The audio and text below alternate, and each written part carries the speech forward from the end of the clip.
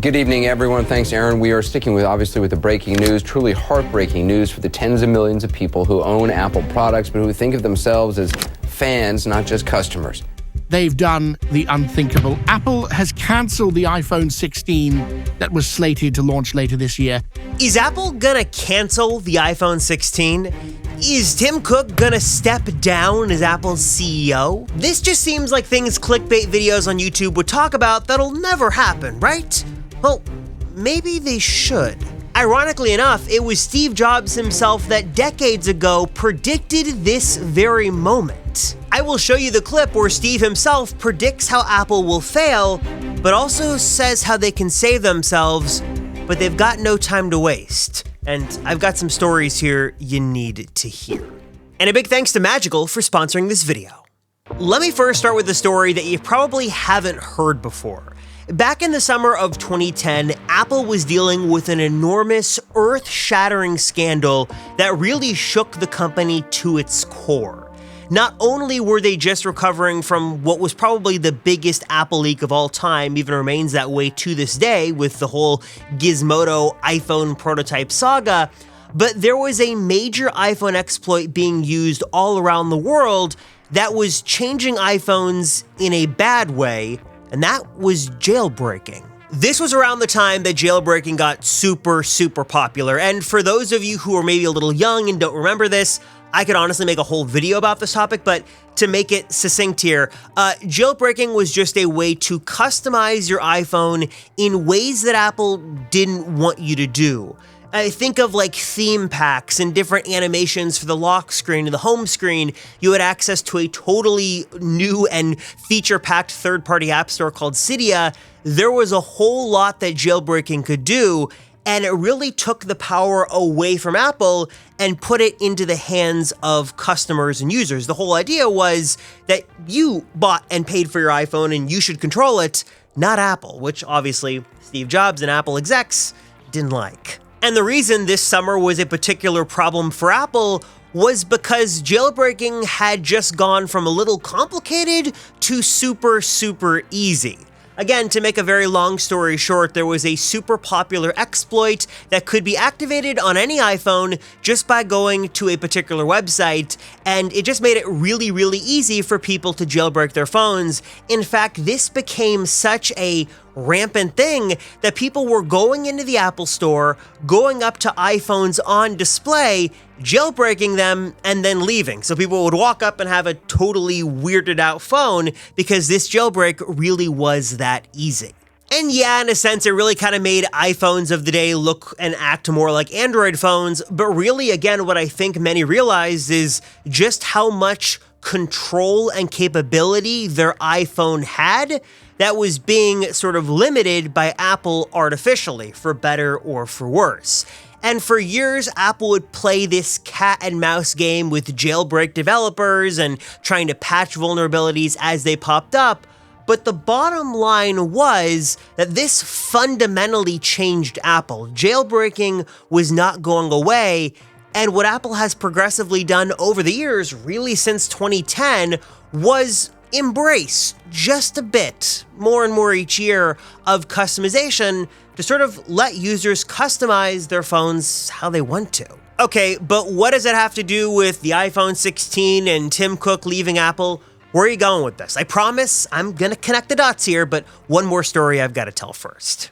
And as I spent a bunch of time crafting the stories you guys see here on this YouTube channel, there's a lot of work that goes into this stuff behind the scenes. And I'm sure that I'm not the only one that has a bunch of repetitive tasks that I do all the time that I'd like to speed up. If only there was a way in 2024, like a magical way that could make all this way easier, and also maybe throw in a little AI flair in there would be nice as well. Oh, well, we don't have to think about it anymore because it's here, thanks to Magical. All lame jokes aside, this is an incredibly powerful tool that lets you automate so much of your workflow and so much of those mundane tasks you do every single day, and just making a lot of the stuff that would take so much of your time easily done with a couple of simple clicks. And one of the big things that I love is that Magical can be used easily by everyone. So many of these cool tools these days require you to be in the IT department or have a computer science degree in order just to get things set up. That is not the case here with Magical AI. It is super, super simple. It's going to work with all the websites you use every single day. For example, one of my favorite features here is the tried and true templates. If you're looking for a way to sort of speed up a lot of the repetitive info you share, maybe in emails. But taking things a step further, where things get even more magical, is with automations, because these allow you to take information from one website, bring it over to a system on another website super, super easily. So when I make videos like this with a bunch of source footage, I usually have like 20 different tabs open of YouTube videos, and I was literally having to go in and copy and paste the name of the video, then the URL. I don't have to do that anymore. With Magical AI, I'm able to actually use some really cool sort of shortcuts here to automatically bring all of this right in to a Google Sheets that I have got open. So I've got all my URLs here, a couple of keys on the keyboard, and I am done. This all simply lives in an extension, so it's super easy just to access this with a button press while you're on the web. Super simple, super easy. I love it. I know you guys are gonna love it as well. So if you want to get started totally for free and get Magical AI right now and save like 7 hours every single week, hit the link down below or head to getmagical.com/theapplecircle to learn more and start right now for free. Steve Jobs.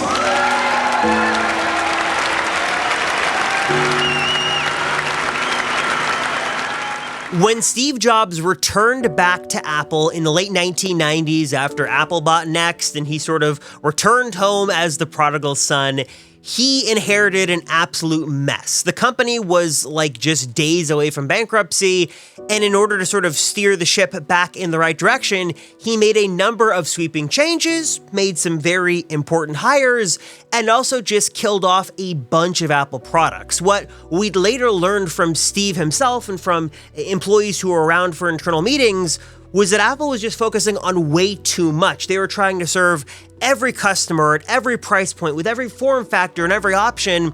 It just was too much, and what Apple needed to do was get back to basics. And the way Steve accomplished that was just sort of by grouping in new products to just this 4-quadrant system. This was all Apple was going to make: a consumer level laptop, a consumer level desktop, a pro level laptop, and a pro level desktop. That was it, though there were some extra odds and ends out there that fell out of that, but really it was rehoning Apple's focus on just going back to the fundamentals and doing that the best they could, doing it right. Fast forward from the late 90s to 2024, and Apple is in a very different position, but also kind of the same to what it was before Steve returned.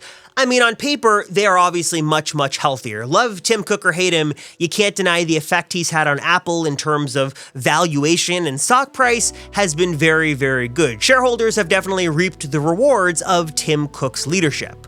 But on the flip side, one of the biggest criticisms of Apple over the last couple of years is they're just back to doing way too much. They've got too many iPads, too many MacBooks, too many different softwares and services and accessories. You could go to the Apple Store and buy a $30 AirTag or a $6,000 Pro Display XDR. You could buy a $1,000 MacBook Air or like a $10,000 Mac Pro. They just have so many different devices trying to serve so many different consumers and price points that it's almost like they've sort of reverted a bit back to where Apple was back in the 90s. Obviously not to that extent, but an argument could be made that they're trying to focus on so many things at once, they're not doing anything particularly right. Now, of course, there's certainly a counter-argument to that sort of statement. If you look at, obviously, the stock price of Apple under Tim Cook, you could say the decisions he's made, for better or worse, have been great for the company on paper. And there is a case to be made that making various different AirPods and Macs and things like that do make Apple products more accessible. I've made videos entirely on that subject about how nice it is for Apple to sort of pivot back to making cheaper products that are actually good. Also, you could argue that Apple is trying to innovate. They are trying to make new products in categories with Vision Pro. The move to Apple Silicon has widely been regarded as a really positive step. There are some good things, no doubt, that Apple is doing. But there is a particularly interesting clip from Steve Jobs back before he returned to Apple that does sort of speak volumes to where Apple stands, and really to Tim Cook now in 2024. From the way I see it, I mean, Apple was a company that was based on innovation.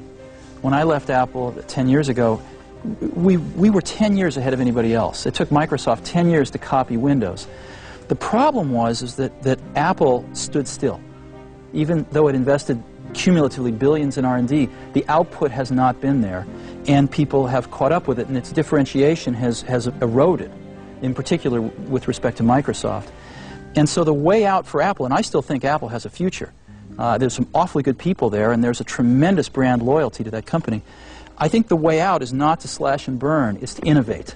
That's how Apple got to its glory, and I think that's how Apple could return to it. Well, it definitely can be argued that Apple is trying to innovate in 2024.